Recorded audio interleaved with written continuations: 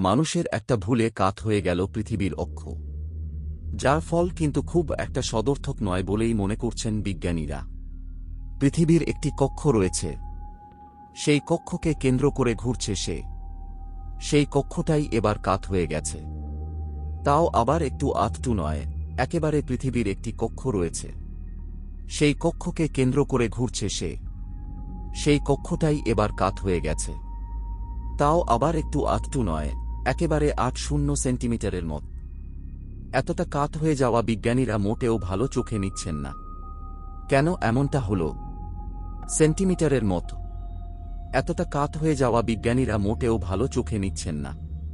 কেন এমনটা হল? এর জন্য দুইটি কারণকে সামনে রাখছেন বিজ্ঞানীরা। একটি হল বায়ুমণ্ডলের পরিবর্তন, দ্বিতীয় কারণ একেবারেই মানুষের ভুলে হয়েছে। লাগাতার পৃথিবীর বিভিন্ন প্রান্তে যেভাবে মাটির তলার জল তুলে তা কাজে লাগানো হয়েছে, তার ফল ভুগতে হচ্ছে পৃথিবীকে। তার কক্ষে প্রায় এর জন্য দুইটি কারণকে সামনে রাখছেন বিজ্ঞানীরা। একটি হল বায়ুমণ্ডলের পরিবর্তন, দ্বিতীয় কারণ একেবারেই মানুষের ভুলে হয়েছে। লাগাতার পৃথিবীর বিভিন্ন প্রান্তে যেভাবে মাটির তলার জল তুলে তা কাজে লাগানো হয়েছে, তার ফল ভুগতে হচ্ছে পৃথিবীকে। তার কক্ষে প্রায় ৮০ সেন্টিমিটার বা ৩১.৫ ইঞ্চি কাত হয়ে গেছে।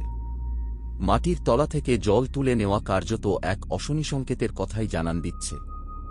জিওফিজিক্যাল রিসার্চ লেটার জার্নালে এই বিষয়টি প্রকাশিত হয়েছে। পৃথিবীর ঘূর্ণায়মান মেরুর ব্যাপক পরিবর্তন হয়েছে বলেও জানিয়েছেন বিজ্ঞানীরা। পৃথিবী তার কক্ষে কাত হয়ে যাওয়ায় কি হতে পারে? বিজ্ঞানীরা জানাচ্ছেন, এর জেরে সমুদ্রের জলস্তর বৃদ্ধি পাবে, ফলে চিন্তার কারণ রয়েছে। সমুদ্রের জলস্তর বৃদ্ধি যে কোনো প্রলয়ের কারণ হতে পারে। পৃথিবীকে তার কক্ষে ঘোরানোয় জলের একটা বড় ভূমিকা রয়েছে। মাটির তলার জল যেমন সেখানে বড় ভূমিকা পালন করে, তেমনি হিমবাহ বা জমে থাকা বরফের স্তরও বড় ভূমিকা পালন করে। মাটির তলার জল তুলে নেওয়া যেমন চিন্তার কারণ, তেমনি গলতে থাকা বরফও এই কাত হয়ে যাওয়ার ক্ষেত্রে বিজ্ঞানীদের চিন্তার কারণ হয়ে দাঁড়িয়েছে। বন্ধুরা, মহাকাশ সম্বন্ধে নতুন নতুন তথ্য জানতে চ্যানেলটিকে সাবস্ক্রাইব করুন পরবর্তী ভিডিও দেখার জন্য।